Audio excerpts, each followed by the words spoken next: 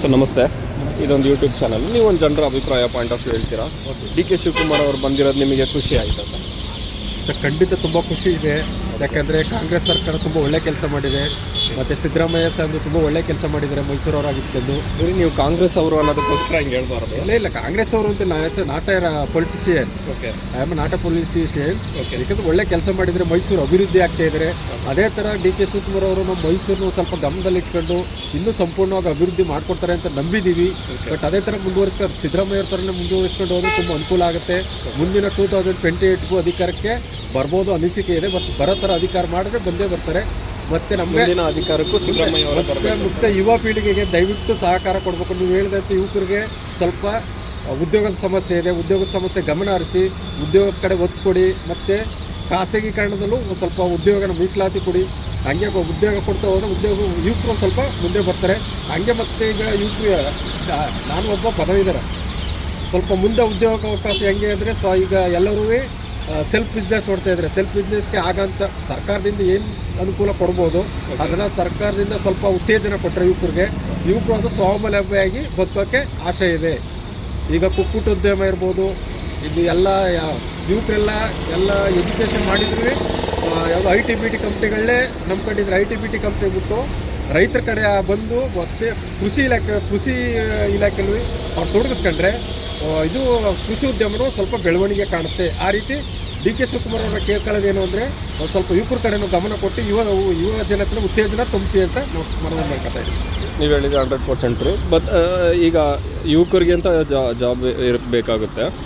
ಅದೇ ಈಗ ಓದೋ ಹುಡುಗರಿಗೆ, ಕಾಲೇಜ್ ಅವರಿಗೆಲ್ಲ ಲೈಕ್ ಅವರ ಒಂದು ಕಾಲೇಜ್ ಹುಡುಗರಿಗೆ ಉದ್ಯೋಗ, ಈಗ ಮಹಿಳೆಯರಿಗೆ ಹೆಂಗೆ ಸೌಲಭ್ಯ ಕೊಡ್ತಾ ಇದ್ರೆ ಸರ್, ಹಂಗೆ ಸ್ವಲ್ಪ ಯುವಕರು ಓದೋವಂಥ ಹುಡುಗರಿಗೆ ಈಗ ಬಸ್ ಪಾಸ್ ಕೊಟ್ಟಿದ್ರೆ ಓಕೆ, ಸ್ವಾಗತ. ಅದಕ್ಕೆ ಮತ್ತೆ ಅದ್ರದ್ದು ಬಿಟ್ಟು ಏನು ಕೊಡ್ಬೋದು ಹುಡುಗರಿಗೆ. ಬರೀ ಮಹಿಳೆಯರನ್ನೇ ನಂಬ್ಕೊಬಾರ್ದು ಯಾವತ್ತೂ. ಅದಕ್ಕೆ ಮತ ಚಲಾಯಿಸೋಕ್ಕೂ ಯುವಕರಿಗೂ ಇದೆ, ಪುರುಷರಿಗೂ ಇದೆ. ಪುರುಷರನ್ನು ಗಮನದಲ್ಲಿ ಇಟ್ಕೊಂಡು ಉತ್ತೇಜನಕ್ಕೆ ಕೊಡುವಂಥ ಕೆಲಸ ಮಾಡಿ. ಅದು ಯುವಕರಿಗೆ ಅಂದರೆ ಲೈಕ್ ಕಾಲೇಜ್ ಇದರಲ್ಲ ಏನೇನು ಬೆನಿಫಿಟ್ ಮಾಡ್ಬೋದು ಅಂತ? ಕಾಲೇಜಲ್ಲಿ ಸರ್ ಆ್ಯಕ್ಚುಲಿ ಈಗ ಲ್ಯಾಪ್ಟಾಪ್ ಫ್ರೀ ಅಂತಿದ್ರು, ಬಟ್ ಕಾಲೇಜ್ಗಳಿಗೆ ಇನ್ನೂ ಲ್ಯಾಪ್ಟಾಪ್ ತಲುಪ್ತೇ ಇಲ್ಲ. ಮತ್ತು ಯಾವುದು ಬೈಸಿಕಲ್ ಅಂತ ಕೊಡ್ತಾ ಇದ್ರು ಯಾವುದೋ ಸರ್ಕಾರ ಇದ್ದಾಗ, BJP ಸರ್ಕಾರ ಇದ್ದಾಗ ಆ ಸೈಕಲ್ ಸಂಪೂರ್ಣ ಸ್ಟಾಪ್ ಆಗಿದೆ. ಮತ್ತು ಈಗ ಅಕ್ಷರ ದಾಸೋ ಅಂತ ಊಟ ಕೊಡ್ತಾ ಇದ್ರು, ಊಟದಲ್ಲಿ ಏನೋ ಸಮಸ್ಯೆ ಇದೆ ಅಂತ ಗೊತ್ತಾಗ್ತಾ ಇದೆ. ದಯವಿಟ್ಟು ಅದ ಕಡೆನೂ ಗಮನ ಕೊಡಿ ಅಂತ ಕೇಳ್ಕೊತಾ ಇದ್ದೀವಿ. ಸೊ ಇವಾಗ ಆ ಥರ ನೋಡೋದಾದರೆ ಒಂದು ಯಂಗ್ಸ್ಟರ್ ಈಗ ಮನೆಗೆ ಅಂದ್ಬಿಟ್ಟು ಲೈಕ್ ಕರೆಂಟ್ ಇದು ಫ್ರೀ ಮಾಡೋದು, 2 ಯೂನಿಟ್ ಫ್ರೀ, 200 ಯೂನಿಟ್ ಫ್ರೀ ಮಾಡೋದು, ಅದಾದಮೇಲೆ 2,000 ರೂಪಾಯಿ ತಿಂಗಳಿಗೆ ಅಂತ ಕೊಡೋದು. ಮೊದಲು ಅಕ್ಕಿ ಎಲ್ಲ ಜಾಸ್ತಿ ಕೊಡ್ತಾಯಿದ್ರು, ಈಗ ಕಡಿಮೆ ಆಗಿದೆ. ಆ ಥರ ಸಪೋರ್ಟ್ ಇದೆ ಸರ್. ಇನ್ನೊಂದು ಆಹಾರ ಇಲಾಖೆ ಇನ್ನೊಂದು ಸ್ವಲ್ಪ ಚೇತರಿಕೆ ಕಾಣಿಸ್ಬೇಕು ಅಂದರೆ ಸರ್, ಇವಾಗ ಪ್ರತಿಯೊಬ್ಬರು ತಲೆ 5 kg ಅಂತ ಕೊಡ್ತಾ ಇದ್ದಾರೆ. ಅದು 5 kg ಬದಲಿಗೆ ಈಗ ನೆಕ್ಸ್ಟ್ ಹೋದ ತಿಂಗಳು 5 kg ಕೊಟ್ಟಿಲ್ಲ ಸರ್. 5 kg ಕೊಟ್ಟಿಲ್ಲ. ರಾಗಿ ಜಾಸ್ತಿ ತಗೊಳ್ಳಿ ಅಂದ್ಬಿಟ್ಟು 4 kg ಕೊಟ್ಟಿದ್ದಾರೆ. ರಾಗಿ ತಗೊಳ್ಳಿ ಅಂದ್ಬಿಟ್ಟು ಹೇಳಿದ್ದಾರೆ.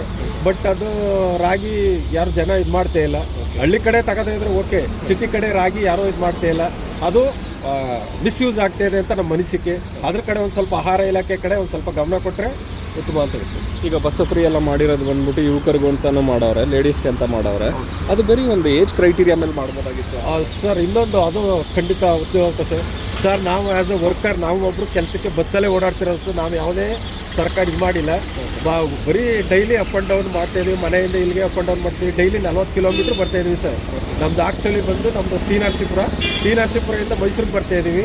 ಬಸ್ ಚಾರ್ಜೇ 60 ರೂಪಾಯಿ ಆಗ್ತದೆ. ಒಂದು ಸೈಡ್ಗೆ 60 ರೂಪಾಯಿ, ಒಂದು ಸೈಡ್ಗೆ 60. ಹೋಗೋ ಬರ ಅಂದರೆ ದಿನಕ್ಕೆ 120 ರೂಪಾಯಿ ಬಸ್ ಚಾರ್ಜ್ ಖರ್ಚು ಮಾಡ್ತಾಯಿದ್ದೀವಿ ಸರ್. ಸಂಬಳ ನಮಗೆ ಏನು 15,000 ಇದೆ. 15,000 ಬಸ್ ಚಾರ್ಜೇ 6,000 7,000 ಒಟ್ಟಾಗ್ತಾ ಇದೆ. ದಯವಿಟ್ಟು ನಮಗೊಂದು ಸ್ವಲ್ಪ ಪ್ರೈವೇಟ್ ಉದ್ಯೋಗ ಮಾಡೋರಿಗೆ ಸ್ವಲ್ಪ ಅನುಕೂಲ ಮಾಡಿಕೊಡಿ ಅಂತ ಕೇಳ್ಕೊತೀವಿ ಸರ್. ಅದಾದರೆ ನೆಕ್ಸ್ಟ್ ಈಗ ಇನ್ನೂ ಕಾಂಗ್ರೆಸ್ಸೇ ಬರಬೇಕು ಅಂತಾನೆ ಸರ್. ನಾವು ಕಾಂಗ್ರೆಸ್ಸು ಅನ್ನೋಕ್ಕಿಂತ ಹೆಚ್ಚಾಗಿ ಪಕ್ಷ ಬಿಟ್ಟು ಮಾತಾಡ್ತಾ ಇದ್ದೀವಿ ಸರ್. ಆ ಥರ ಏನಿಲ್ಲ. ಈಗ ಒಳ್ಳೆ ಅಧಿಕಾರ ಕೊಟ್ಟಿದ್ರು ಸಿದ್ದರಾಮಯ್ಯ ಸಾಹೇಬ್, ಮೈಸೂರವರಾಗಿದ್ಕೊಂಡು ಒಳ್ಳೆ ಅಧಿಕಾರ ಕೊಟ್ಟಿದ್ದಾರೆ.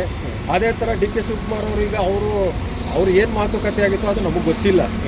ಬಟ್ ಅವ್ರ ಮಾತುಕತೆ ಏನೂ ಗೊತ್ತಿಲ್ಲ. ಈಗ ಅವ್ರ ಥರನೇ ಅಥವಾ ಅದಕ್ಕಿಂತ ಮುಂದೆ ಚೆನ್ನಾಗಿ ಅವ್ರಿಗಿಂತ ಅಧಿಕಾರ ಚೆನ್ನಾಗಿ ಕೊಟ್ಟರೆ ಇವ್ರ ಹೆಸರು ಅದೇ ಥರ ಒಂದು ಹಿಸ್ಟ್ರಿಲಿ ಸೇರ್ಬೋದು ಅಂತ ಒಂದು ಅನಿಸಿಕೆ ಇದೆ. ಅದೇ ಥರ ಮಾಡಿಕೊಡಿ ಅಂತ ದಯವಿಟ್ಟು ಡಿ ಕೆ ಶಿವಕುಮಾರ್ ಸರ್ ಕೈ ಮುಗಿ ಕೇಳ್ಕೊತೇವೆ.